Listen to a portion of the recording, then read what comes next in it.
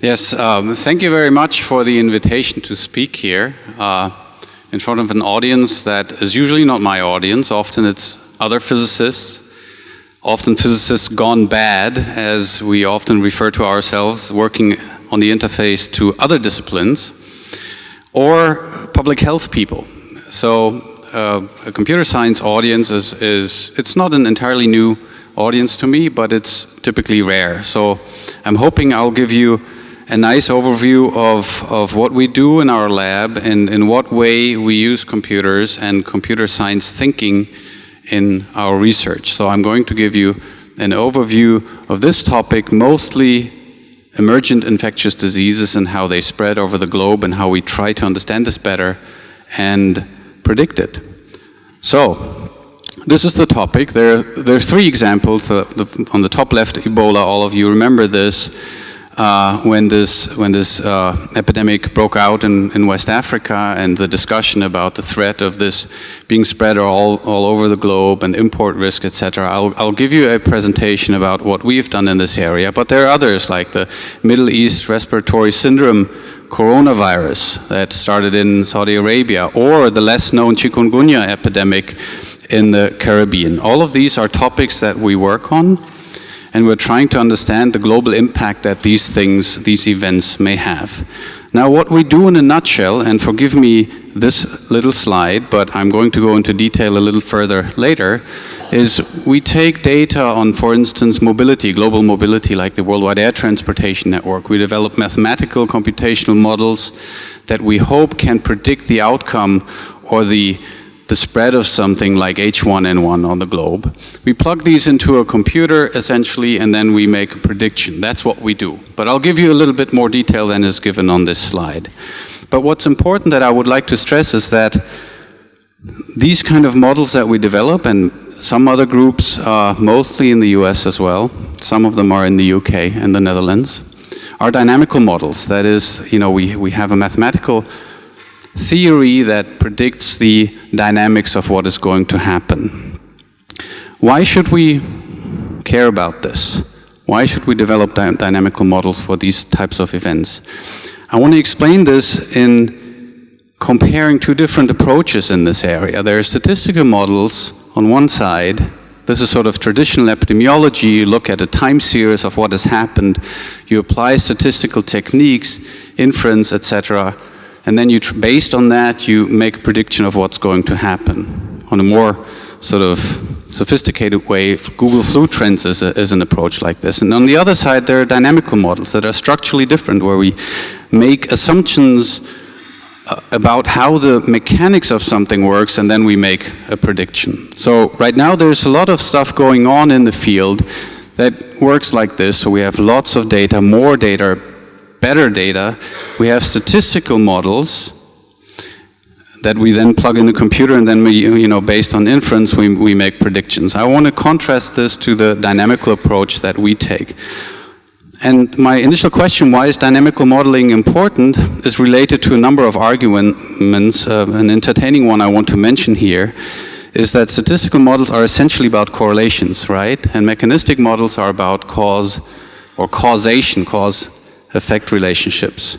Sometimes that gets quite confused, especially in traditional epidemiology, but also in biology and other fields that I come into contact with. Here's a little book that I recommend to everyone. I just recently came across this. It's all about correlations. It's called Spurious Correlations. It's been published by a Harvard student. Some of you may have heard of it. It's called Spurious Correlations. It's a good argument why we should not just look at statistics and correlations. For instance, in this book, there's this diagram, which I find entertaining. It's the correlation between sociology doctorates and worldwide non-commercial space launches, with a fairly high correlation coefficient of 0.7, and the curves almost look identical. Here's my favorite one. Margarine consumption in the US versus divorce rate in Maine has a correlation coefficient of nearly 1. So we have to be very careful about confusing correlation with cause-effect relationships. On a more serious but past note, here's a paper. This was published more than 100 years ago in a real scientific journal. in the context of epidemiology. It's on the laws of pestilence by this medical doctor.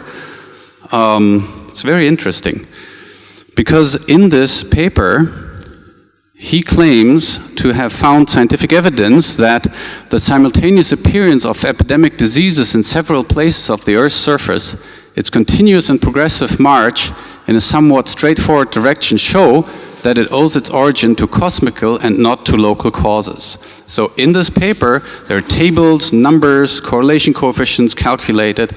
He was finding a correlation between planetary motion and the spread of epidemics. This is serious science, you know, and it's a reason why we should not confuse correlation with causation. It also doesn't go the other way around. Sometimes we have deterministic systems, like this one. We physicists love this example. On the left, a simple pendulum governed by a deterministic equation, by a deterministic set of physical laws. And on the right, we have this chaotic pendulum, which just has a single more degree of freedom, and it shows chaotic motion, which is still deterministic. We write down the equations, we can solve them in the computer, but nevertheless, if you have two pendula which start with slightly different initial conditions, very soon they decorrelate, okay, even though it's a purely deterministic system. Having said that, and having set the frame, I want to go back to what we actually do. We try to develop, as I mentioned, dynamical systems models to predict the time course of an epidemic. If we rewind a little bit, what are the questions that are interesting to us? Say there's an outbreak like the H1N1 pandemic or epidemic in Mexico. If that happens, we would like to know, where is it going to go next? When is it going to get somewhere? And sometimes, and I'll give you an example if I have time at the end of the talk, where is it coming from? Okay? So, as a physicist, again, let me explain this to you with a simple example. Let's say we have a simple spreading phenomenon, like this one, like we throw a rock in the water, for instance, and everything is homogeneous. We have a simple spreading phenomenon that spreads at a constant speed. Let's say the outbreak origin is the red dot and I'm the green dot. I can just measure the speed, measure the distance, and I immediately know from the geometry of the system when is it going to get to me, right? Very simple. And in fact, there are a bunch of dynamical models in physics that show that there are two essential ingredients that you need to have this kind of constant speed propagating wave. For instance, local exponential growth plus diffusion, and then you get a nice propagating wave. And the advantage of these dynamical models is that you can just write down the equations and then, for instance, relate the speed that you will get to the parameters of the system. So that's very basic physics, and it's been used in different contexts. For instance, has been applied to the spread of the Black Death in the 14th century across Europe, which kind of crossed the continent in this constant, almost geometric or nicely geometric propagating wavefront at a speed about 4 kilometers per day, and it took about 3 years to spread across the entire continent. Now the assumption here is, in these simple propagating wave mechanisms, is that there's local exponential growth. For instance, there's a local outbreak, an increase in the number of infecteds, plus the agents that are infected, they just don't travel very far, which is a justification of this diffusion assumption. Now what happens if we just relax this? So these are two sort of simple simulations where we have local diffusion on the left, and the difference here on the right is that these infected agents, every now and then they make a long jump, okay? They travel a long distance. They get on a plane and travel somewhere else. Immediately you get sort of secondary outbreaks, new waves, and very soon the pattern looks very complicated, despite the fact that I just changed a slight dynamic ingredient. And the problem is apparent because right now, if I just take this snapshot, there's no way I can deduce anything from the geometry. No way I'm going to know when this wavefront is going to be here or here. Impossible, just by changing this little ingredient. And that's very relevant to the situation that we're faced with today.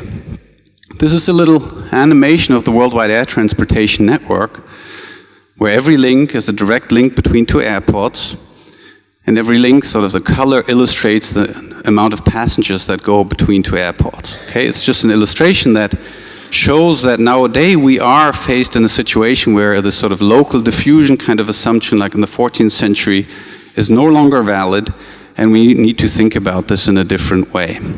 So here's a little bit of data for mobility networks that play a role nowadays, like the Worldwide Air Transportation Network. It's about 4,000 airports, about 25,000 direct connections, about 3 billion passengers per year, and about 14 billion person kilometers per day.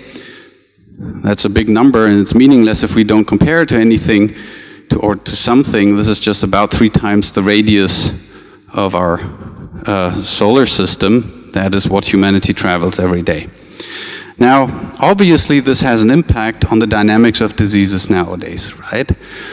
And immediately you see a pattern that is also in the simple model that I showed you earlier. It's a characteristic of this pattern. If we take this Worldwide Air Transportation Network and choose like one of the simplest models for the spread of epidemics on network structures, like these equations right there, what you see is, for instance, up there is a simulation for the dynamics of H1N1 with an initial location in Mexico. It's spread across this network, and very soon it's a spatially incoherent pattern. It's very difficult to see or to predict by eye inspection what is the epidemic speed or when is it going to arrive at a certain location. Here, what I just explained qualitatively, slightly more quantitatively, this is the situation. If, for instance, you take H1N1 and SARS from 2003, and you just look at the reference point, the outbreak location, say China or Mexico on a country basis, and you correlate geographic distance to the origin with arrival time, you just basically get a point cloud, because there's a little bit of correlation, but it's still a point cloud. So geographic distance to an outbreak location is not a good predictor anymore of when an epidemic will arrive. On the bottom left, you see a computer-simulated pandemic with a starting point in Hong Kong with parameters that are equivalent to, say, influenza.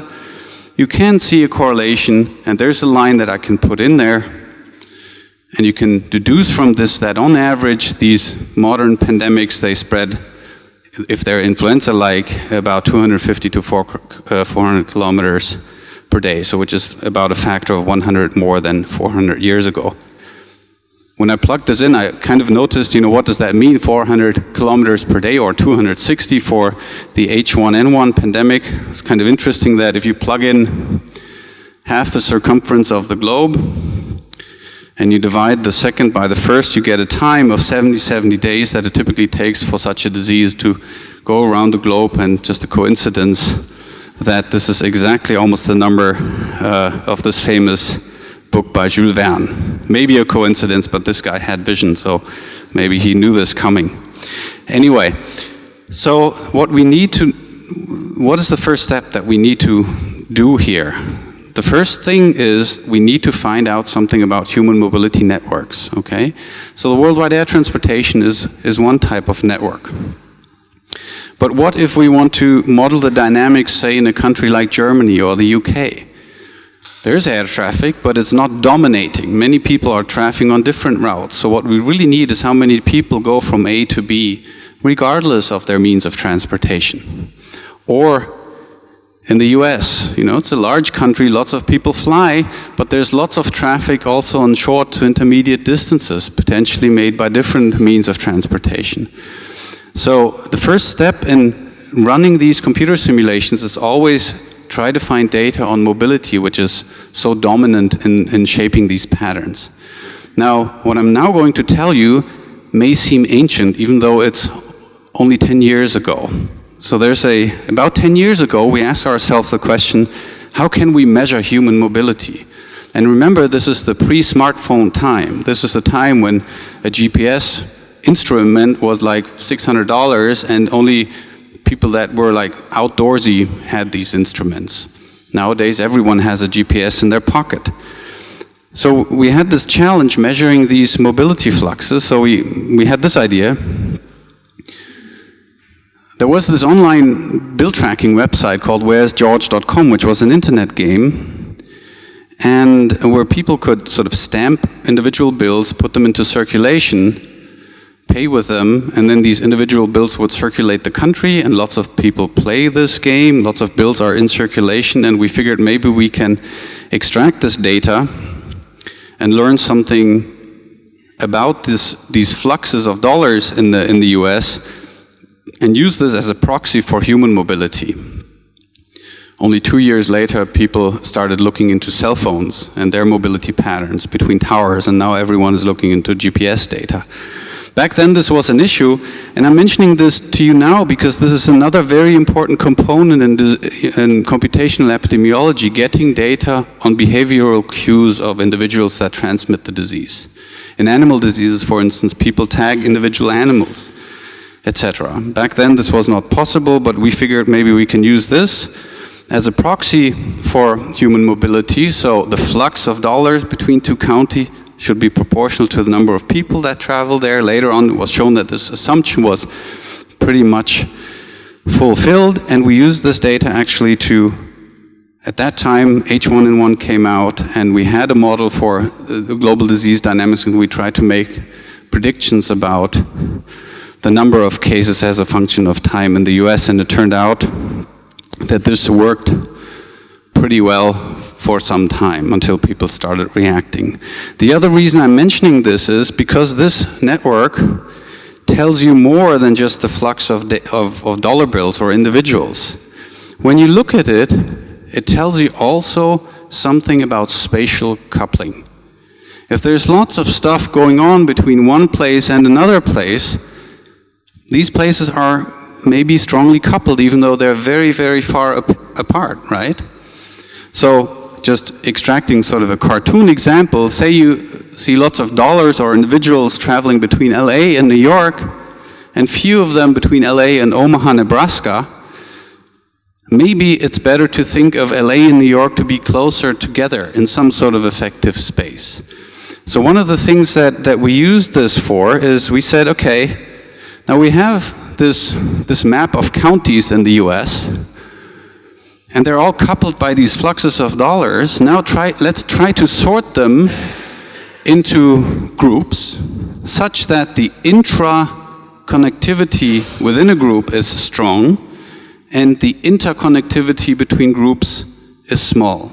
In other words, try to group all the counties with a computer algorithm such that we get little clusters or regions that are very well internally connected and boundaries between counties or patches that are not so well connected. A computer can do that reasonably fast. We have about 4,000 counties, but the problem is we run this, we get a result because it's an approximate algorithm. We get a different result every time, right? You cannot find the maximum of the quantity that we're maximizing here called modularity. So you get a different result every time, but when you do this many, many times, it should start going. You can kind of see similar patterns in every patch, but they're really different. So when you do this, come on, here we go. Then in every solution there are boundaries, and you run this like 1,000 times or 10,000 times. Every time you get a different partitioning of the United States into clusters of counties that are well connected. You put them on top of one another, and then you get this kind of boundary structure. The reason why I'm showing you this is another illustration of this, is that these boundaries, based on the sort of connectivity patterns, may not necessarily have anything to do with traditional or historic boundaries. For instance, in this boundary, there's one that is going down the Appalachian Mountains, then the sort of Midwest there's an entire area that belongs to kind of Milwaukee and Chicago, which is taking a chunk out of different states, etc. This is just an appetizer for something that I will tell you in a minute that is based on interpreting these networks that tell us something about global coupling in a different way. So this was a little digression, but I'll come back to it. Coming back to developing these computational models for predicting disease dynamics. Right now we're in a state where there's lots of data on human mobility on very many scales that people integrate into these very, very sophisticated models for disease dynamics. One of my favorites is this one, the GLEAM, Global Epidemic and Mobility Model. It's been developed by my friend and colleague Alex Vespignani in the US, they were developing this when he was still at Indiana University. It's a client-server-based system where tons of data gets integrated. The worldwide air transportation network, local mobility traffic, commuter traffic, information about certain places, you know, like the hospital beds, the physicians per capita, etc. All of this gets integrated, and then the client can define an epidemic model, submit it to the server, it's getting crunched, and then gets the result back. So very sophisticated system. And all of these models, including ours, are then used whenever there's an outbreak to make some sort of forecast. Okay, so there's an outbreak like Ebola, then people try to estimate these parameters that they need for their computational models and make a forecast. It's a very generic pattern. It was the same for the coronavirus, for Ebola, for the EHEC epidemic in Germany, and for H1N1. So it sounds like we're very far ahead with this, and we have already very advanced tools that can help in understanding this. But I would like to talk about issues here. You know, even though this is all great and everything, there are some very fundamental issues about this approach, and if we don't pay attention to them, we will run into trouble. Here's one of them. That's more sort of a qualitative idea. Let's compare again like this idealized sort of blob picture, sort of constant speed, symmetric, propagating wave, and the outcome of a computer simulation in the real system upstairs, okay? What are the patterns? What is really here the difference? Here it's nicely geometric, and I don't even need a computer simulation in order to make any prediction. Any child that observes this pattern will be able to make a prediction by just measuring the speed and the distance. Up there, it's not so much so. I cannot just look at the picture and it will tell me something. I need the computer simulation. So I need them, and they're good. But the problem here is all these computer simulations, including ours, need parameters and initial conditions. When these are known, everything is good. For instance, if we talk about an influenza, often the parameters are known and the outbreak location. But quite often, typically in the more severe cases, we don't know anything about this, like Ebola, chikungunya, the new coronavirus. Often there's an outbreak, epidemiologists know very little about the virus, for instance, like the recovery rates, the transmission pathways, etc. All of this needs to be known in order to run the computer simulations, and they're still so difficult to run, so you cannot systematically scan the parameter spaces. So that's an issue. We have these tools, but we need the parameters in order to say something. Here's another issue. Here's two screenshots from two papers. Both of them appeared in Nature in successive years. One is an article 5 pages long. The other one is a letter 4 pages long. So it's one of the better journals. And those are two snapshot sequences of simulated agent-based highly detailed computer simulations, like 500 million agents, age structure, lots of detail in all of these simulations. The goal was to capture a lot of realism. They use like the word realistic model, a term which I tell my students never to use in my presence. And here's the issue. When you take these, download a PDF of these papers, type in the PDF the word assume in the search window. You'll get a count of 18 in the first paper and 17 in the second. So there are lots of assumptions in these papers, and these are not assumptions like we're going to assume individuals are particles and they interact like, in a chemical reaction. These are assumptions about unknown parameters.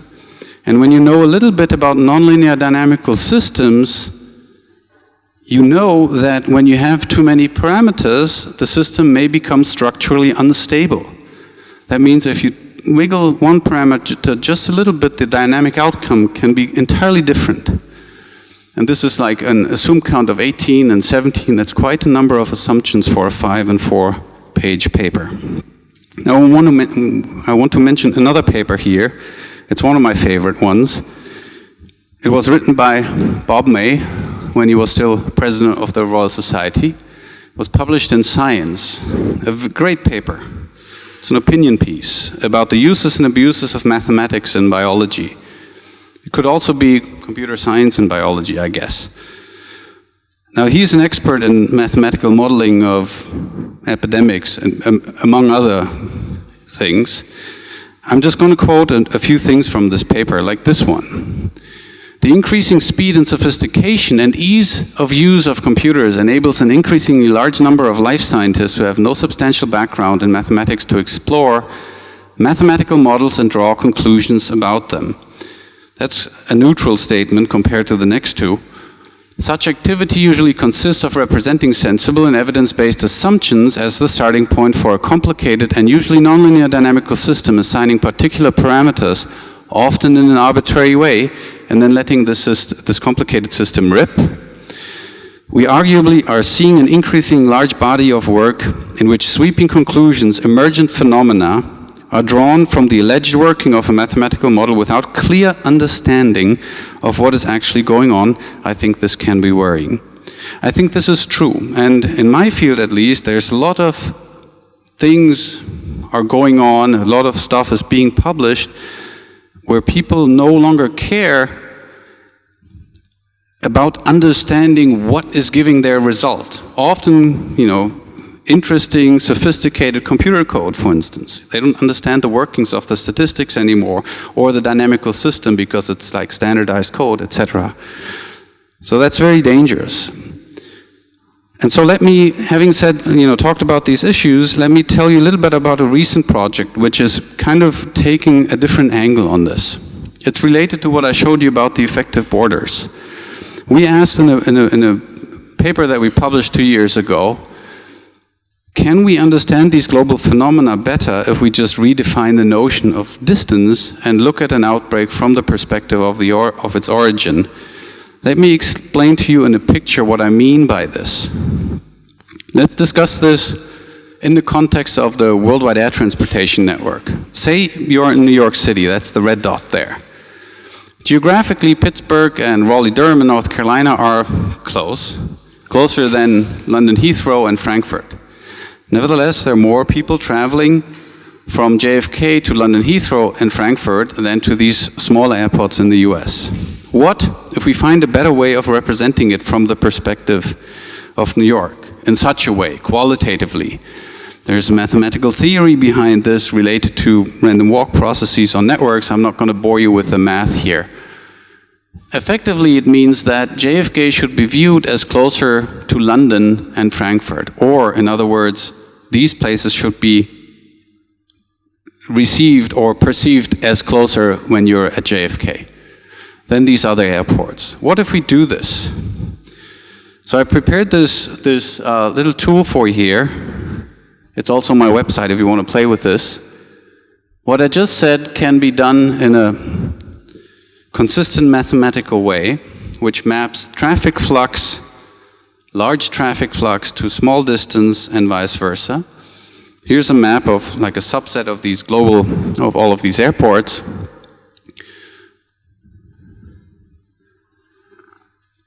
And this is now Tegel, where I'm from, so Berlin. And what you see here is this tree, and the radial distance is this effective distance. You can see that Frankfurt is very close, also a bunch of other German airports, but so is Beijing or Istanbul or Chicago. And the trees that you see here, the lines are, these trees are those that are effectively shortest. So you can see that, for instance, from Tegel, the shortest pathway, effectively shortest pathway to the rest of the world is through Frankfurt. And you can, let's go back to the map. Let me try if I can locate Vienna here. Let's see. There we go. I just had it. Nope, that was not it. May try one more time. It's a little difficult bending backwards like this. There we go. Okay. So this is the perspective using this effective distance from Vienna. You see that Frankfurt is close, Charles de Gaulle, Beijing, Dubai, and all of these other airports play a different role from the perspective of being here. Now, is that just a different, a nice way of illustrating this, or is there more to it? I'll show you in a second. Here's just another static illustration, the perspective from JFK, or the one that I showed you already from Tegel. There's also a joke that only Germans understand. This is the perspective from the new Berlin airport. The mathematical theory is correct. Everything is infinitely far away, and when there's a new pandemic, go to that airport and you'll be safe. So what about this? Let's compare. Let's see what the benefit of this is. These are two computer-simulated pandemics, one with an initial outbreak in Atlanta, I think, and here on a Greek island. In the traditional view on the left, and in this new kind of effective distance approach on the right, let me show it to you again. So it starts, the patterns look very different in the traditional view, spatially incoherent. But when we use this new representation, what is a very complicated pattern here becomes a simple concentric wave. Now remember that this new representation is only based on looking at the topological features of the air transportation network, so there's no dynamics in it. But rearranging everything turns this pattern into a simple propagating wave. So this way, like the computer science here has helped us to understand that these patterns that are happening are dynamically not so much different from the spread of the Black Death in the 14th century. It's just that we have to redefine our ideas of distance. Now, does that only work for computer-simulated diseases? Here's again the picture that I showed you, where we correlate geographic distance against arrival time, and it's just a point cloud. If we replace geographic distance by effective distance, we can see there's a lot less wiggle, a much, much stronger correlation. And everything is just based on looking at topological features of the network. And when you have a concentric spreading, of course, you can make much better predictions. You can measure the speed, for instance, and the arrival time without doing any dynamics. And this sort of thing we applied to the recent Ebola outbreak, so I'm going to show you now the other interactive thing here. You can also check that and play with this on the website.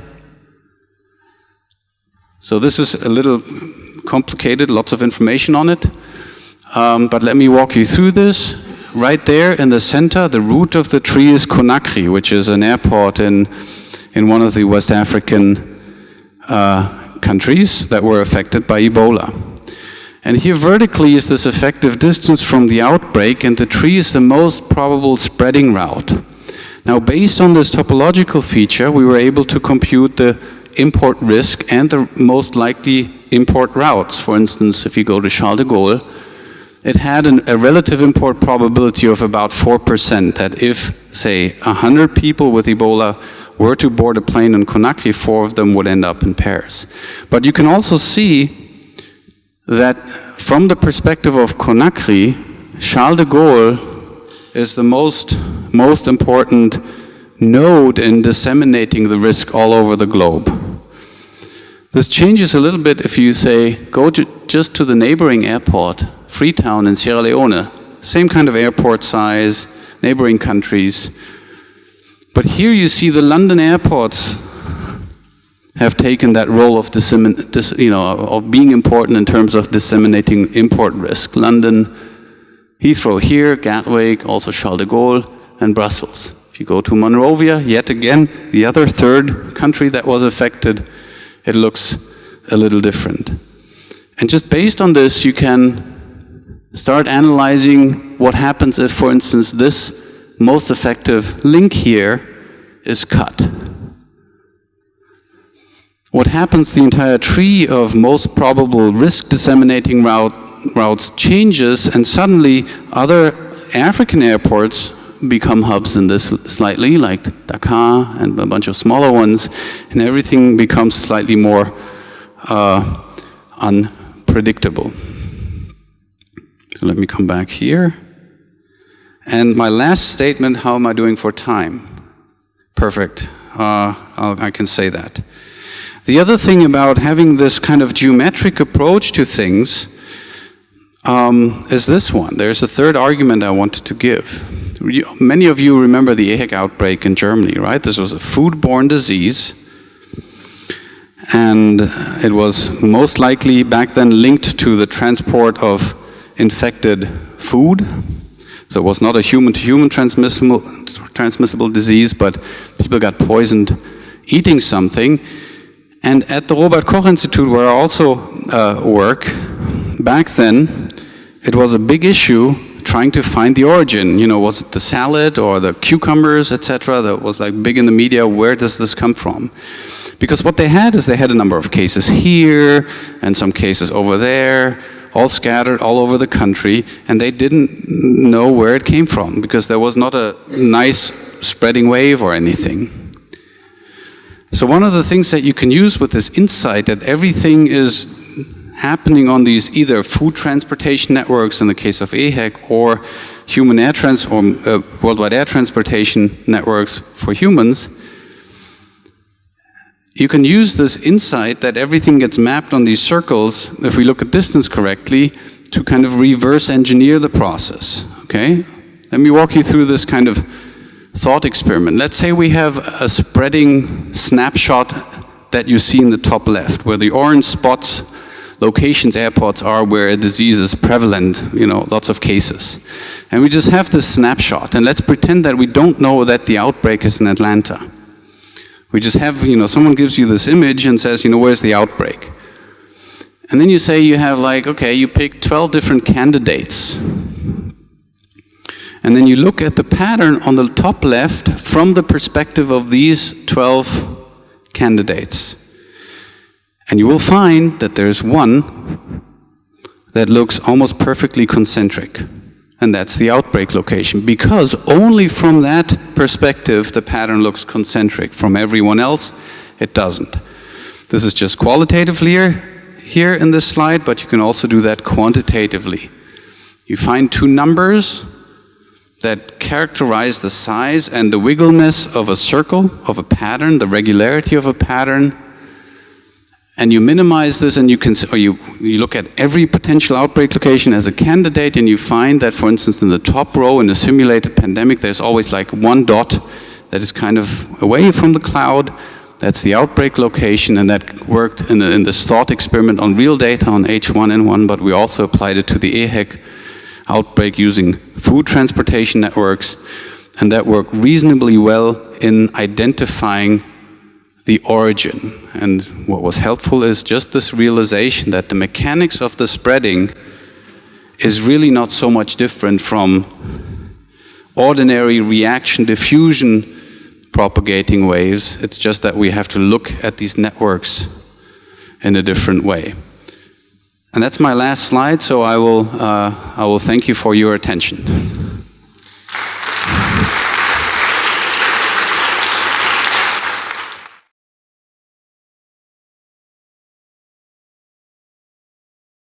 Thank you for having me here. It's really humbling to be here, and I see a lot of my heroes here in the audience, so it's always humbling to do that.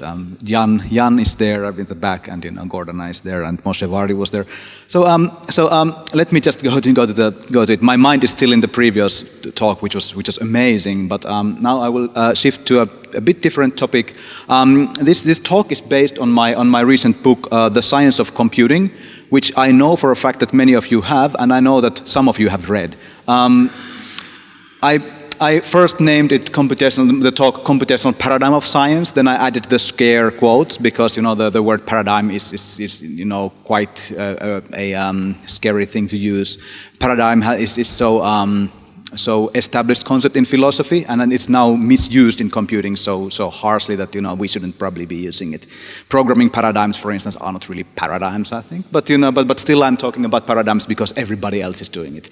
Well, in this talk, me being humble, I start with, by defining computer science. I know that the most brilliant minds of computing have talked about it for, 55, 60 years and, offered all kinds of definitions. Now, being a humble person, I will, tell you how it is and, and you can then decide, on it. Then I talk about why did computing ever need to be an academic discipline.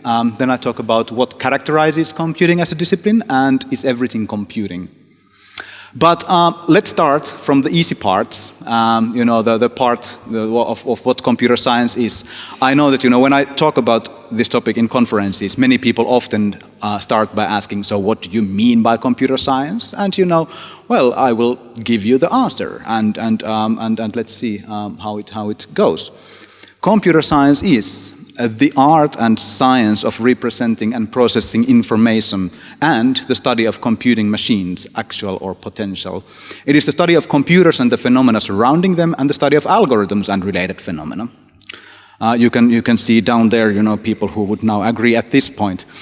Computer science is the academic study of what you can do with computers and logic together, and the study of information structures and processes and how those can be implemented on a digital computer. It is a study of the theory and practice of programming computers, and it's a science devoted to the extension of the uses of machines in the service of mankind. It is a natural science, an artificial science, it's an unnatural science, a speculative science, it's a laboratory science, a social science, a synthetic discipline. It's a science that studies natural and artificially occurring information processes. It's the fourth new domain of science. It is the study of information structures. It is the spectrum with science on the one end and engineering on the other. It is the body of knowledge dealing with processes that transform information. It is about what can be automated, but also about what can be efficiently automated. It is a science of abstraction, the study of procedures. It's procedural epistemology. It's a branch of philosophy. It's a science of the relations between parts and wholes. It is an exact or axiomatic science, a mathematical science, a new species of engineering, information engineering, engineering of mathematics, conceptual engineering, a technological discipline. It's a language of technology. It's cognitive technology. It's mechanization of abstraction, automation of our abstractions, and its new paradigm of science. And if you don't agree with my definition, you can always, send me yours, and I will add it to my next talk. I'll be happy to do that. So that is when we talk about computer. This is what it is, right? So I was asked here to talk about whether it's the emperor or the plumber, and I like this question a lot. Of course, we need to first ask. So who is this emperor? Is it software engineering? Who is the emperor? Is it information systems? Maybe theoretical computer science? Or is the emperor computer engineering, information technology, or computational science, or scientific computing? And I guess that we are not even trying to say that one of these would be it. I think, there is much more to that, and I will talk about that a bit later. Then we need to ask, whose emperor is it? Is it emperor of natural sciences, logic, mathematics, humanities? These questions here are nicely multidimensional, and I will try to look at it in my talk. If I can't answer those questions, then I think that you will need to go and buy my book. And every book that you buy gives me about one beer worth of money. So please do that and help me with that. So first. When we talk about computing the discipline, one of the questions that often pops up is, how much back should we look at? When exactly was it even born? And this is an important question, because when we talk about disciplines, there are certain kinds of markers that that we expect to see when we talk about the discipline. And one thing that we can be pretty sure about is that computing as a discipline didn't exist in the 1800s yet. There was programmable machinery already in the 1800s. There were large-scale operations using computers for tabulation. For instance, 63 million records of the US Census were actually calculated using computing machinery already in 1890. But that doesn't yet start a discipline. They are used for purposes of census or something like that. In the 1900s, there was already computing machinery conferences for those, and in the 1920s, there were already great advances in numerical methods, and already some budding computer projects that were leading towards something much more modern. None of these would, I think, allow us to say that that this is yet computing as a discipline, as an academic discipline. These were things going on in computing and advances in computing, but not yet academic discipline, I think. In the 1930s, of course, we saw a number of theoretical foundations being laid down, and many people agree or argue that this is the time, 1930s is the time when computing as a discipline started. And I'm sure that those arguments are justified from some perspective, but I think that there are still some things that, you know, that in the 1930s were not yet there that we commonly associate with an academic discipline. In the 1940s, for instance, there was the new technological paradigm, the programmable computer, associations, societies like ACM and IEEEs, or, you know, those organizations that then later led to those were born. And I guess that, you know, that you need to have societies in order to have an academic discipline, at least. You know, I think that you can't really talk about computing as a discipline before you have societies, because the theoretical foundations that were presented in the 1930s were actually presented in mathematics and mathematical logic, not in computer science as a discipline. You can argue in many ways, but I still think that, you know, that there are still these markers that were missing even in the 1940s, such as journals and magazines that were specifically dedicated to computing. And I don't know if you agree or not, but I would expect that a discipline would have journals and conferences that are dedicated to exactly what that discipline is doing, so that they are not publishing in the field of mathematics and engineering, but actually in their own journals and magazines. I would probably put my own marker somewhere in the 1950s or 1950s, 40s, but there are still some things. Can you have a discipline without a university department? Because the first university departments of computing appeared in the 1960s, and the first curriculum appeared in the late 1960s, you know, recognized worldwide curriculum. I guess that, you know, that's also some things that people associate with an academic discipline, that you have to have a department and, you know, some kind of a curricula. And of course, in the 1970s, then NSF, for instance, gave computing a category of its own. And Donald Knuth was of the opinion that by 1980s, late 1980s, there was a unique body of algorithms and theories that were domain of computing solely and not any other discipline. So when we talk about the birth of a field, it's not that simple. We can't, you know, just, you know, say that, you know, this was the year, because there are so many different markers that appeared one after the other that are associated with disciplines. So now I would like to go to my first question. Why did computing ever need to be a discipline? Why was it born as a discipline? So after the introduction of, let me get it right, because, you know, the historians will crucify me if I get it wrong. After the introduction of general purpose, stored program, fully electronic computers, all those are important, because, you know, if one of them is missing, you know, then they say it's not right. Then more and more academic people started to actually work with them and associate themselves with that new machinery, and considered themselves primarily as researchers associated with the kind of new machinery. And this was 1950s. But during these years, I think that Werner's question about plumber or emperor, most people would have said that computing is the plumber. There were some visionaries, Konrad Zuse maybe, if you look at what he wrote about that time, maybe Edmund Berkeley, who clearly saw computing as something else than you know, just a plumber for other fields. But most people would have associated computing as you know, a tool maker for other disciplines. But it's a fact that the universities played a very important role in the computer revolution, in the technical side of it. The technology was born in universities. Vannevar Bush in MIT, Atanasov and Berry at Iowa State, Howard Aiken at Harvard, and many people who developed the first technological aspects of computing were from universities. So it's quite safe to say that many cornerstone ideas from both engineering side but also theoretical side came from universities. From universities you got the programmable computer, you got digital and fully electronic operation, and from engineering projects, and this is something that the historians nowadays agree quite largely, is that treating instructions as data was a solution to a technical problem. It was not an outcome of a certain theoretical paper taken into practice, but were solutions actually to a pressing technical problem that needed to be overcome at Moore School in the US. But then we also got from university the mathematics and logic side, binary arithmetic, for instance, Boolean logic, that then led to a simplified design of circuits, computable functions, treating instructions as data also from the theoretical side.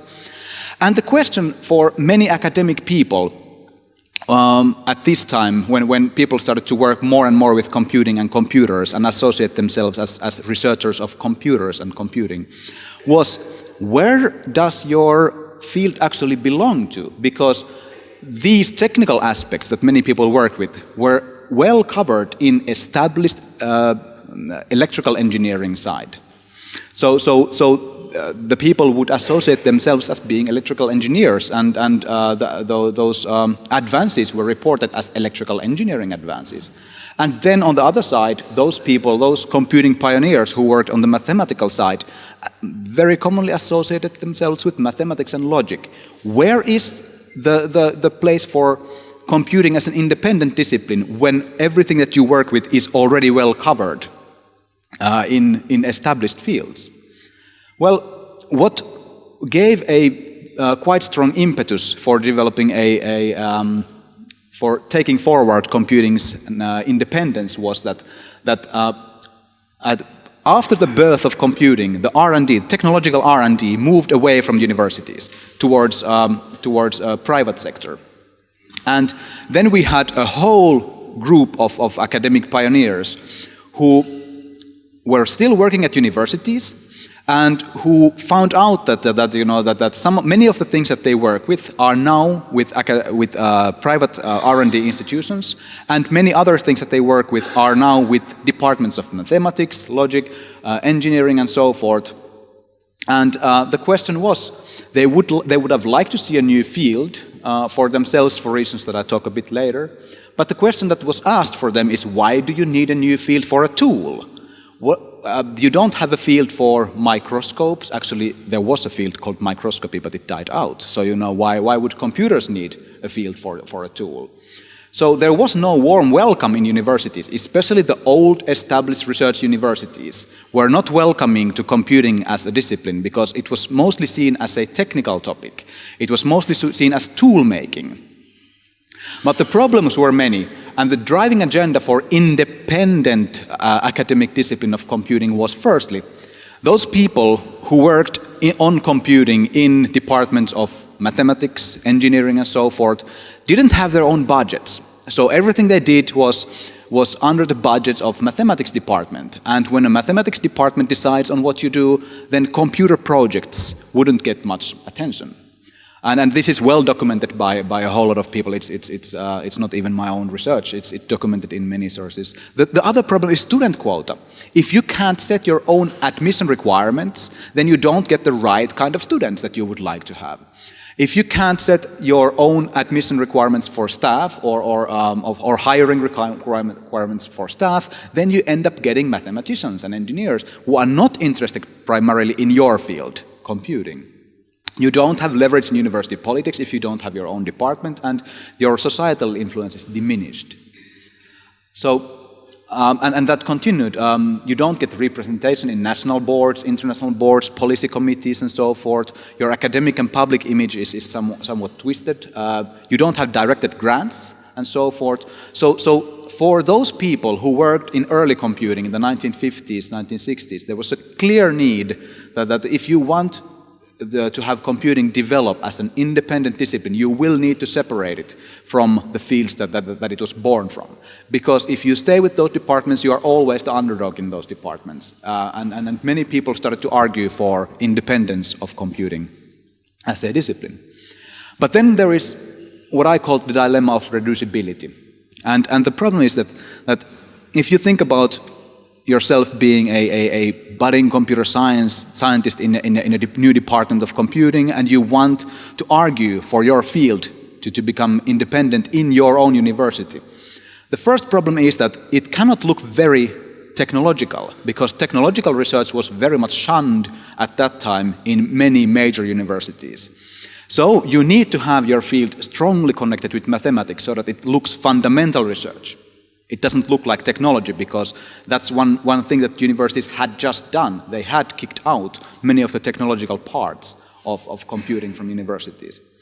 But it can't look very much like mathematics, because if it looks too much like mathematics, it's going to be treated as a branch of mathematics. So how do you solve this? How do you make it look, mathematical enough, but not too much mathematical? Because you want to have it your own discipline and not just another branch. There were a lot of different suggestions. For instance, John McCarthy, proposed that hey, it's going to be a science like physics.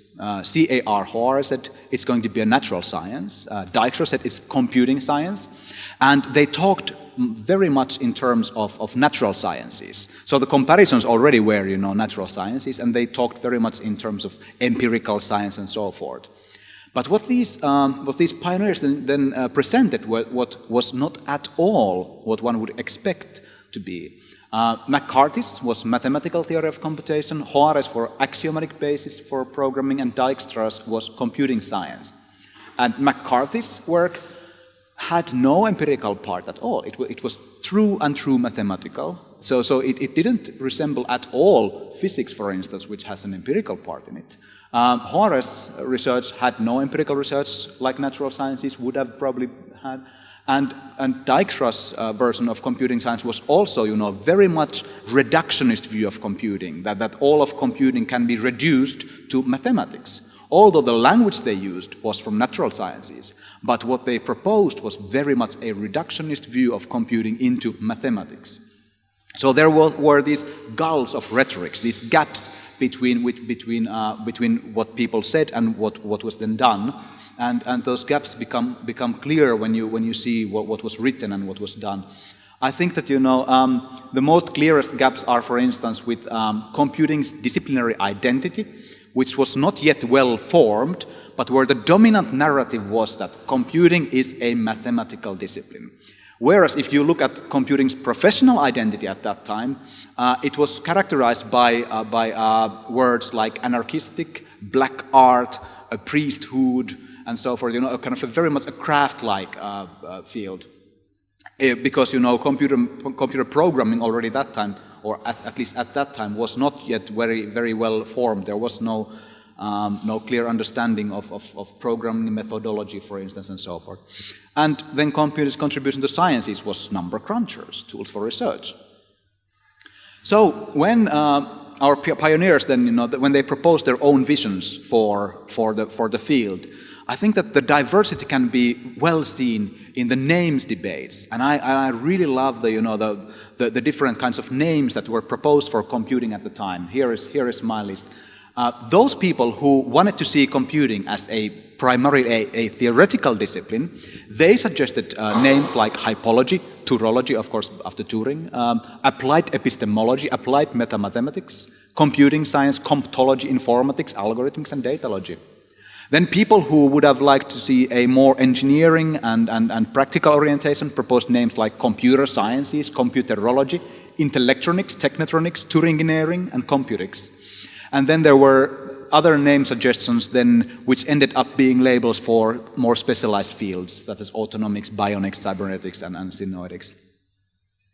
And all these names reflected the kind of visions that people had for computing. Some pioneers wanted to take computing towards mathematics. Some wanted to see it in other different ways, as empirical sciences or as engineering field. Well, in the 50s and 60s, the question posed by the organizers, plumber or emperor, I think it would have been pretty clear. Physics was the king of sciences, mathematics the queen of sciences. I think that computing wouldn't really have had a place in the royal court except for maybe as a tool maker, a clock maker for the king. It was already becoming an important tool, but its role still was, pretty much a plumber, if you like to put it that way, but a tool maker. So computing was born out of a need to govern its own research agenda. It had competing visions for development and for resources. I think that it's safe to say that there was a strong instrumentalist identity among many computer scientists at the time, but there was also this emerging intellectual identity of computing actually being more than just a tool maker. Well, off we go to 1970s, where the tone of conversations changed quite radically, I believe. First, I think that the search for disciplinary identity intensified in those years, 1970s, 1980s, I would say. I wasn't born in the 1970s, early 1970s. I wouldn't say, you know. Some of you have actually seen it, so you know. So please tell me if I'm going horribly wrong. It's more than probable. So it was already in the 1970s. It was becoming clear that computing will be forming into the serious discipline. The theoretical foundations were progressing fast. Some departments were there already, actually quite many departments were there already. Journals, conferences, all the works were starting to appear there. Subfields were emerging already at that time. So there was some change. Some branches diminished: analog computing, hybrid computing, information theory within computer science started to be moved away from computing and more to other fields. New branches were born, and computers' user base diversified. But most interestingly, I think that we started to see concept appropriation into computer science concepts. And what I mean by this is that when I studied computer science, I first learned things like matrices as computer science concepts. I never learned them firsthand as mathematical concepts. Graphs I learned as computer science concepts and not as mathematics concepts. So there started to be this appropriation of concepts from other fields into our field, and we kind of adopted them as our own, and we started to talk about them in language of computing, and not anymore primarily in the language of mathematics. And that, I think that started already in the 1970s and 80s. Denning had some papers already in the 1970s where he showed, you know, these some principles that had become, you know, core computing principles instead of being from other fields. Well, during these years, some of the most remarkable debates were about, firstly, what is it the science of? Many people, I think that one of the most famous defenses of computing as a science proposed that, you know, well, if zoology is the study of animals and astronomy the study of stellar objects, then, you know, computer science is the study of computers and phenomena surrounding them. But then you got a lot of different, you know, proposals too. Some people said that, you know, that's not correct. We are not interested in the actual computer. That's just, you know, that's just a tool for what we want to achieve. We are interested in, for instance, classes of computations or automation or procedures, complexity. Marvin Minsky was a proponent of that. Of programming, the activity, or programs, executable or text form. Data or information or algorithms. For instance, Knut said that, you know, it's not really a science of data or information because those are the stuff. We are interested in the principles that govern the stuff, you know, things like algorithms and processes. And another really interesting debate at that time was okay, if it's a science, what kind of science is it? What family of sciences does it belong to? Is it axiomatic or mathematical? Is it artificial, synthetic, unnatural, experimental, natural, or whatever it could be? So these were debates that raged, I think, from 1970s to the 1990s, and they have got a new spin nowadays. But I will talk that later in this talk. When computing curriculum was first published in 1968, the famous computing curriculum 1968. It really reflected the mathematical roots of computing. If you read it, it's you know, it really emphasizes the role of mathematics, and it says academic programs in computer science must be well based in mathematics. And it's remarkable to see how much things changed over just a span of 10 years when computers became a tool for a large variety of organizations, and when computing profession, you know, changed radically into you know, a very much a hands-on programming profession. The traditional mathematical topics were no longer really seen as necessary for the new kinds of computer jobs that were there in the 1970s, and the 1978 preliminary report says No mathematical background beyond the ability to perform simple algebraic manipulation is a prerequisite to an understanding of the topics. That's a radical change within just 10 years in the philosophy of education in the discipline. I think that, this is a big change. I think that the actual report, after pretty, intense fighting in the journals and in conferences, it had a little bit, more mathematically oriented proposal for curriculum, but still there was a clear detachment from mathematics at that point. And then came what I believe is one of the central, the most characterizing, the landmark debates of computing at that time, and that is the experimental computer science debate. We had spent so much time, I wasn't born, so I don't know. Computer scientists had been, spending so much time talking about the subject matter of computing, the name of computing, and so forth. But there was something that was bubbling under, and that was the methodology question. The experimental computer science debates brought up, I think that they started in 1979 and 1980 by a group of influential people, and they wanted to change how we talk about computing, the terms in which we talk about computing, and they wished to see more experimentation happening in computing and more experimentation happening at large in reports too.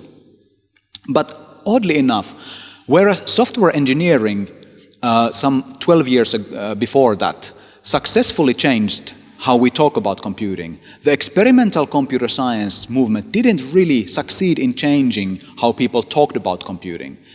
It is true that there was more and more experimentation happening, but the phrase experimental computer science and the way of talking about computing never got that similar kind of a shift that software engineering was able to do. And I think that, reading what was written at that time, I think that there were two reasons why the experimental computer science movement, I would say, failed to establish even though people really liked the idea, it really didn't start the same kind of a change that we saw with software engineering. And the first reason, I think, is that there was never a consensus over what do you mean by experimental. Engineers had one view of what experimental mean. When engineers talk about experimentation, they had one view of it. But when theoretical computer scientists talk about experimentation, they have a very different view on it. And where empirically oriented people talk about experimenting, they are again talking about a different thing. So there was no really consensus over what do you really mean by experimental. And in addition to that, it was politicized term from the very beginning. The first conference in which it was proposed or advocated was funded by NSF, and already at that time it was told that this is going to be funded in the future. And what happens when people tell that this is going to be funded in the future. I would label my philosophical work as experimental if I'm told that that hey, this will be funded in the future.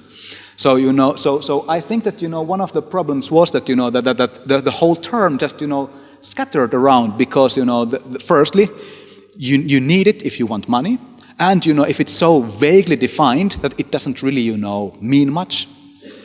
I wrote a paper some years ago. I think it was for Jan's workshop 3 years ago, was it? I think on experiments in computing, where I looked at what do computer scientists mean when they say experimental. So I took this, this number of articles, and I tried to see, what is it what they mean when they say experimental. And the first one was thought experiment. It was not very common, mostly in artificial intelligence, for instance.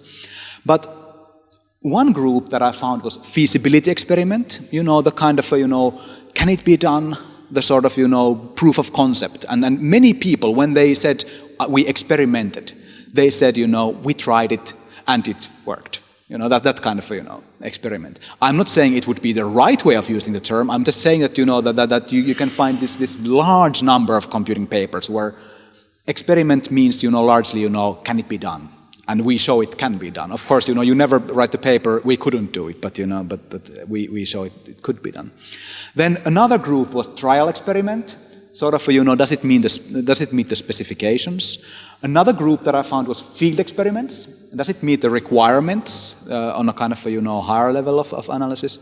Then there was this large number of comparative experiments. I have an algorithm that does something better than the previous, and my experiment shows that it actually does it. And then there are controlled experiments, which often people associate with experiment in scientific terminology. But all these can be found in computing papers, and I'm not saying that any of them would be right or wrong. I'm just saying that that we can find these these number in computing papers. And still today, I don't think that we have a consensus on what experiment really means in computing, because we use the word so loosely. So in the 1970s, to recap this, is again, I come back to the emperor or plumber question. I think it's still safe to say that the old saying about physics, the king of sciences is there, and the mathematics, the queen of sciences is there. But computing was already having a great impact on science. Mathematics revolution. In mathematics, computing revolution was already happening, from 1974, I think, the four-color theorem and so forth. But computers were actually, starting to have increasingly important contribution to mathematics. I would still say that, that at this point our field would be, the tool maker for other fields. We already have a distinct intellectual content and core, but still from the viewpoint of other disciplines, I would hesitate to say that, that computing would be the emperor. So during those years, I guess that, computing diversified, progressed, but descriptions of computing already lagged behind. Whenever, a description of computing was nailed down, like the famous 800-page Cossers report, already by the time it was published, it was getting old, because it was progressing so fast. And visions missed the rapid changes. Whenever you read a vision of computing from 1972 and see what happened in 1976, you can see that, it was already, there were so many unexpected things happening that, it was very hard to predict what is going on. Well, then we come to the third part of my talk, which is today, the emperor's old clothes, and I would like to say that at some point we learned to love reductionism that we hated so much in the beginning. The 1990s dawned with computing having become an established discipline with all these myriad branches. Many debates by this time were brought to an end. The naming debates were brought to an end. The formal verification debate was brought to an end. Software engineering debates were brought to an end. So I would say that the growth pains of computing as a discipline would be gone at this point. But there were these new challenges. First one was that that computing started to stabilize its place in the international academic community, and not only some select universities, but growth and diversification continued. There were these visions of united curriculum that were held from 1968 or early 1960s. All the way until, I think, 1990s, but those were buried at this time. There was an agreement that, you can't have a single curriculum for the diversity of computing. So computing curricula split into many different curricula for the special fields of computing. And I think that, it's also safe to say that at this point, many people gave up a vision of trying to formulate an overarching description of computing as a discipline. It started to be so broad already that that there seemed to be very little that anymore characterized all of computing. Think of human-computer interaction and artificial intelligence and theoretical, some branches of theoretical computer science. What happened, and what I think is interesting, is that methodology was again, brought to limelight, or continued to be in the limelight. Many people continued to write letters about the sad state of methodology in computing disciplines. The letter sections of communications of the ACM are filled with those letters and so on. There was a lot of resonance and good response from the community that that yes, we need to pay attention to methodology and so forth. Now I can talk about we, because this is where I started to work with computing too.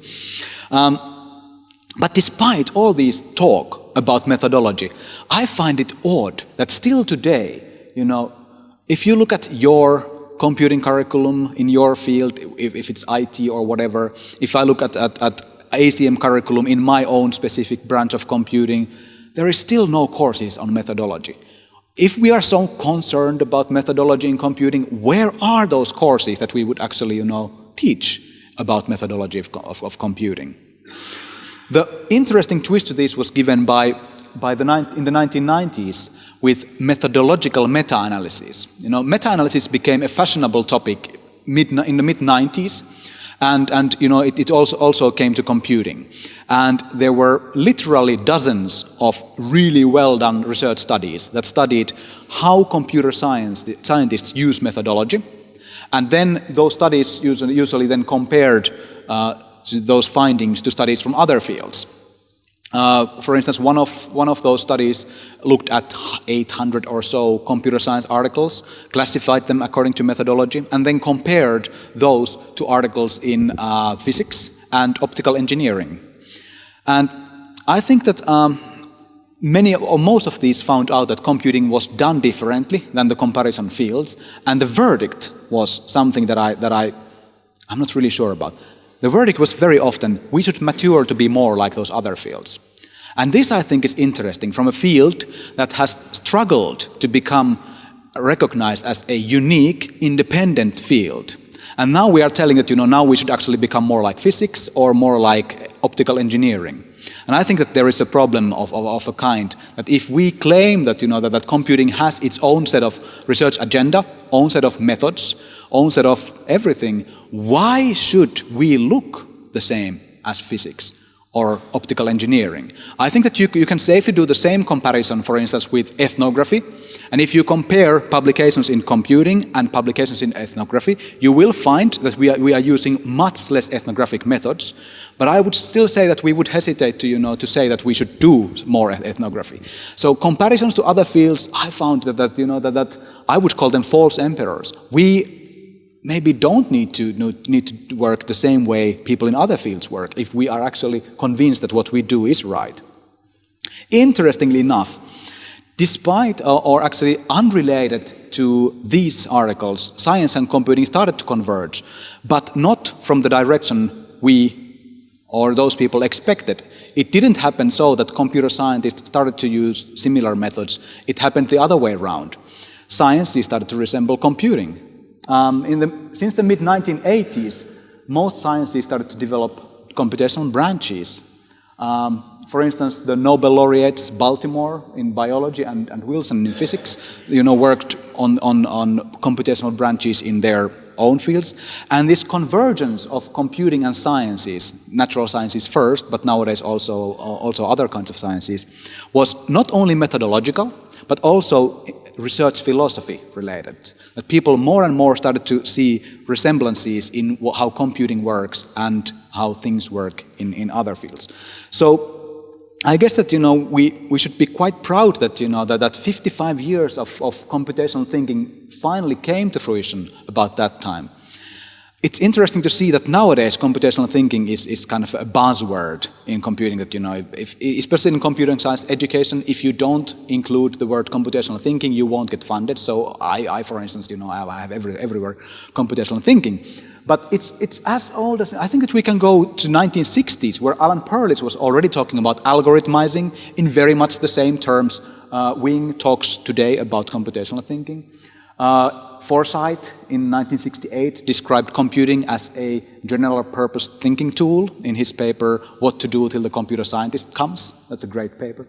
Stats and Miller, Knuth, advocated algorithmic thinking, and then Papert, already in 1996, said, talked about computational thinking, and Janet Wing, now in 2006, has been advocating computational thinking, especially through her position at the National Science Foundation. So I think that we clearly could say now that computing is triumphant nowadays. If you open the door to any laboratory in natural sciences, what you see is computer simulations, you see modeling, you see digital humanities, all kinds of computer-assisted things going on. And this is often called the third pillar of science. I know that Vardy, for instance, said that science still has only two legs. And I really like his writings, and I agree to them in many points. But many people also argue that that computing has become so important and gives so a different new angle and new methods that it should actually be treated as the third pillar of science, which I believe is actually the emperor view. I don't like the paradigm choice again. Many people talk about computational paradigm of science, but I don't like the word because new paradigms make old paradigms obsolete. But computational paradigm doesn't make the old ones obsolete. It just, it gives new views and new things possible in the field, but it doesn't make them obsolete. I think that still, the first time we can really start to talk about the emperor view is when we talk about a computational science view. A lot has been written about this. Easton talked about algorithmization of sciences. I would call it a forceful algorithmization of sciences. Chazelle called it the idiom of modern science. Winsberg called ours the age of computer simulation. And Easton said that computing and algorithmic thinking are dragging at least some of the erstwhile soft sciences towards the throne of mathematics, the queen of science. When I told this to my mother, who's a social scientist, she violently objected. But of course, that hasn't stopped, the more humble or the less humble computer scientists from telling that, that all sciences will be computational. I think that it's important to distinguish between two views of what many people call natural computing. And this, I think, is where all this boils down to, this emperor-plumber talk. I think that there is a weak view that we can quite easily agree with. Computers are a great tool for studying the world, and computing can learn from the nature. But then there is a strong view, and this still, sends shivers down my spine. It's so exciting. The strong view states that maybe the reason why computers are so powerful for studying the world, or maybe the reason why computational models are so unreasonably effective in studying the world is maybe the world computes. Maybe the world is just about information processes. And some branches of natural computing say that everything computes. Mitchell said living organisms compute. Hillis wrote in his book Pattern on the Stone that water molecules compute. Zeus, Chaitin, Wolfram have all proposed different visions of the universe as being a digital computer. And this, I think, is the emperor view. This, I think, is the view that computing is the emperor of sciences. It offers the grand unified theory of science at some point, maybe. I think that this was most brilliantly put by my colleague Gordana when she noted that Galilei wrote that the book of nature is written in mathematics, whereas some people wrote that the book of nature is written in algorithms, while the strong natural computing movement would say that the book of nature is an e-book. The book itself computes. I think that was brilliantly put by Gordana. So I think that now we get back to reductionism. The circle closes. In the 1950s and 60s, we were really worried, or our ancestors, academic ancestors, were worried that computing shouldn't be reduced to mathematics. Now what we say is everything is reducible to computing. Everything computes, so we are truly the emperor. Well, to recap this talk, I will just quickly tell where we started, where we ended, and what follows. Well, the field was, in my opinion, born between 50 to 70 years ago. This identity crisis, it mattered a lot to a lot of people, so there were these different quests for independence. Firstly, to detach it from the parent fields, to formulate a coherent identity for computing, and to keep up with the expansion. This, I believe, defined us as professionals and scientists, but it also tore the computing community apart into competing, groups. There were many sticking points that tore us apart about subject matter, about theory and practice in the field, scientific, technical, general, particular, pure, applied, all these, dichotomies. Naming debates, academic, family, methodology, and so forth. But there again, all these internal debates that we were so concerned with, now looking at it from a higher perspective, from a bigger perspective of all sciences, I think it's just the froth on the wave, because it seems to me that computing revolutionized science, maybe not 3 or 4 times as some people argue, but at least twice. First, science was fundamentally changed by computer simulation when it provided a new way of thinking or practicing science, of new ways of calculating. But more importantly, later on, computing revolutionized science by providing a whole new way of looking at things, a computational lens for interpreting how the world works. So firstly by a tool, and then by a whole new philosophy for looking at it. I would say an epistemological strategy, even. And if you look at computing and why it has been so triumphant, I wouldn't say that it's not triumphant despite eclecticism, anarchism, and opportunism. I would say it's triumphant because of those things. Computing, if you read about computing, you know, and read about what people say about computing over the years and decades, you know, there is this disregard of paradigms, established paradigms, which is what anarchism in science is. If you read Paul Feyerabend, for instance, about, you know, anarchistic science. Computing never really seems to stop to think about epistemic barriers, you know, between fields. It seems that this goal-driven, you know, attitude that computing has had, when you read, you know, what's said about computing, is a lot about, you know, trying to get to the goal, you know, using whatever tools at your disposal, you know, despite, you know, the all kinds of, you know, methodological or epistemic barriers and so forth.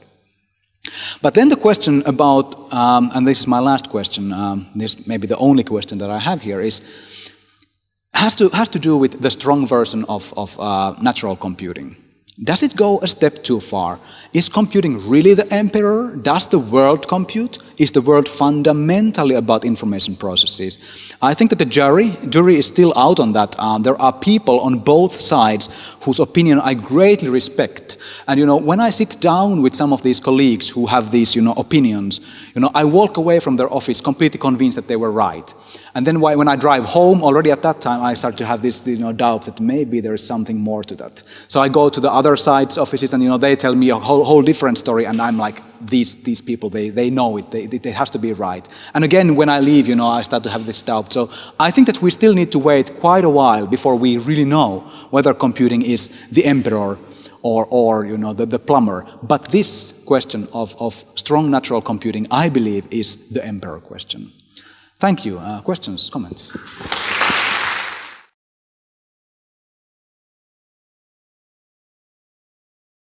Questions from the audience? Well, you were quoted in the talk, so you get the privilege of asking the first question. Moshe. Are they going to come sit here? No, actually we decided that we would rather stand, because for some people in the audience, if we sit, they can no longer see us, so we'll stay and stand up. So this is a question to Matti. You talked about the discipline in a kind of a unitary fashion. But as someone who spent a lot of time both in the United States and in Europe, and now in other continents as well, I'm reminded of Dijkstra, who wrote the fact that the Atlantic has two shores, right? And the discipline looks very different in the United States and in Europe. Would you like to comment on that? Yes. I think that, you know, one of the last sentences in my book is something that, you know, that would make most computer scientists upset. I say that computing is not a discipline in a unified way, as you say. It is an umbrella term. I see it as an umbrella term for a number of you know, very, very different things that share very little, you know, at the core. There are some ideas, of course, you know, some fundamental ideas that they share, but, you know, but there is this you know, this gap between computing disciplines that I wouldn't say that it's a discipline in a traditional sense. Of course, you can say that, you know, that many other fields also have, you know, very different branches, you know, under them, and they are still called disciplines. But I agree with you. I don't know, you know, how much we can talk about a single discipline. So yes. But do you have any theory why whatever it is, it has evolved differently in Europe and in the United States, in North America and in Europe? That I have that I really don't know. But we already know that the same has happened in many other branches, like philosophy, for instance. You know, there has been, you know, really, you know, differences between continents on theirs. Yeah. Okay. Questions? So I have a question for Dirk. On one of his final slides, Matti said, well, there are two ways of using computing. Okay, so you can use computing as a tool, right? Or you can use it as a way of thinking, right? When I asked you, well, what was the role of computing in your insight in this space transformation so you could get the nice, simple diffusion pattern back, you said, well, it was really visualization that helped us so much. So that is very much a tool answer. So do you have experiences with, or do you see opportunities in your own field for using this computational thinking as an influence of computing rather than as an instrument? Absolutely, and it's happening. It's actually a problem, and I was discussing this earlier for me, that it's difficult for people that work sort of on the interface of two things, like in my case physics and epidemiology, but with a lot of computer science in it, to get people that have the ability to do both, to sort of think as a physicist and think computationally. I mean, on a sort of daily basis, I'm having a hard time hiring people that can program, yeah? So that's on a sort of very basic level. But the computational thinking is very essential. I have often both cases, sort of people that come from theoretical physics, that think very physics-like, but they cannot think computationally. And then I have some people that can do the other, but for instance, they then forget to look at the data. You know, they know how to generate it or how to process it, and they do all kinds of amazing stuff, but they don't pause and look at stuff. That's what physicists do, right? They shoot at stuff and then they look what happens. And it's quite rare to find people that can do both, and that's like the most promising thing. So to me, like in some of the discussions about the disciplines, etc., that's always been sort of I never think about this. So I think like it's a word for the past, the whole discipline thing. I mean, there's a term like anti-disciplinary. Maybe I'm that. I also keep all my emails in my inbox, which is kind of like that too. But that's what I would say. I mean, it's promising to have people that can do both. Both are equally essential for what we do. Thanks. Yeah, it's better if you use that microphone. Since we discuss or somehow want to foresee the future, if you take the lens and just look ahead 10 years, what would be your, let's say, the presentation of today? How would it change from both sides, from you, Tedre, as it will evolve as a discipline, and from biology, what will the computer play or this thinking play? Because somehow learning for the future, what do you see when you look forward? Are you asking me or both of us? To both of you, it's a general. You get the first shot. Well, there are two answers to this, what I expect. One is on a very practical level, like I just said. For instance, and it's a big problem, I mentioned this earlier, working in a biology department, we have lots of students that don't know how to program. It's horrible. And the two things that people need to do, like when I talk to students, they need to be able to do two things, speak English and program. The biology, they can do later. And that's kind of the attitude of a number of professors in the biology department. I think more and more we're like in a phase where this whole disciplinary thinking, and there's all like interdisciplinary stuff, transdisciplinary, I think this will be gone in the foreseeable future. And I do hope so.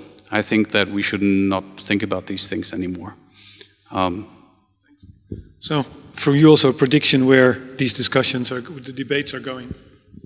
Yeah, and especially in the context of learning and education, right?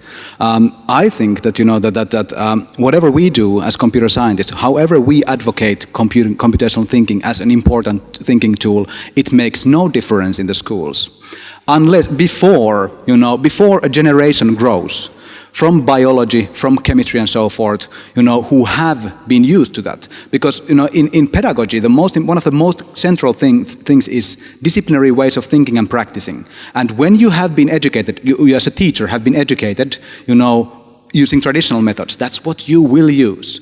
So only when a new generation of teachers grow who are used to, working in these, who then take computational thinking to their own teaching, willingly, because they know it works so well, then it will start to affect our high school and middle school and primary school, teaching. This is just, I'm a pessimistic person, but, I see it this way. So your prediction is this will take 2 or 3 generations, right? That's right. Okay. Stefano, I saw you waving. Mostly a curiosity out of the first talk. I have seen that it is possible to predict epidemiology based on the distribution of phone calls. Essentially, that's at some point good. But and I actually have seen some work done also in Milano along the same direction. But do you investigate about the content of the call or just the existence of a call? Because my question is a little bit more than that, because one can talk about something which is happening, or might talk about something that may happen, or which is threatening, and therefore in certain cases we may be able to predict some events which have not occurred, or they are not even going to occur. So I'm wondering whether this method of using this information is enough.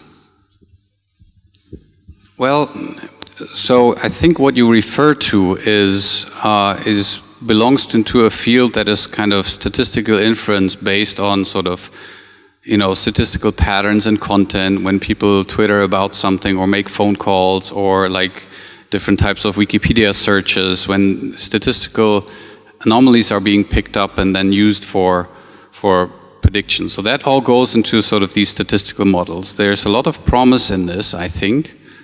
There's also a lot of ethical issues about this, looking into tweets, etc.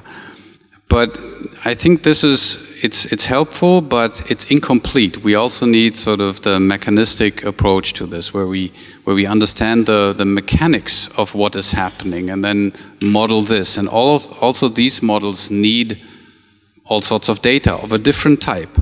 But it's very dangerous to just rely on statistical inference in making these predictions, because they kind of ignore, you don't care about what's happening, why is it happening. You just say, okay, there's a trend and I'm just going to put a line to it to make a prediction. So I think that's dangerous. So I don't know if you were in the room this morning, but this came up also in the morning session with the famous end of theory debate. Right, so you were taking a strongly anti-position here, saying more data is not the end of theory, right? Okay. I have a question for Matti too. Robert Dijkgraaf, who was the president of the Dutch Royal Academy, who's now the head of Princeton, who's a string theorist, he said he invented something called the curse of applicability. Right, and he said some disciplines, and he specifically mentioned computer science as one of them, they are so fantastically successful in their applications that the rest of the world kind of gets drunk on the applications and forgets about the underlying science. That this applicability potential of computer science is actually to some extent a curse, because it's all that people see rather than the underlying science.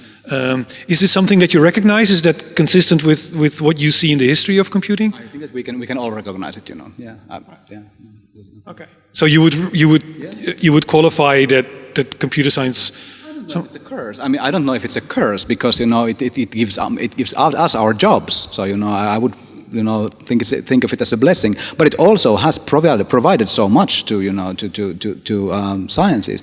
And seriously, I think that philosophy of science is right now waking up to understand how fundamental change in terms of epistemology computing is causing. And right now, the philosophy of science is changing into trying to understand, what kinds of things in how we think about epistemology does this change. For instance, the P versus NP is now a major epistemological question about the limits of our knowledge. What can be achieved through computation, for instance. Of course, as Vardy said, it's also, P versus NP is not always a practical, limit. But, okay. Yeah. So then I think we should leave the debate as it is. We should thank the speakers, then we go to the coffee break. Both, thank you very much for brilliant talks.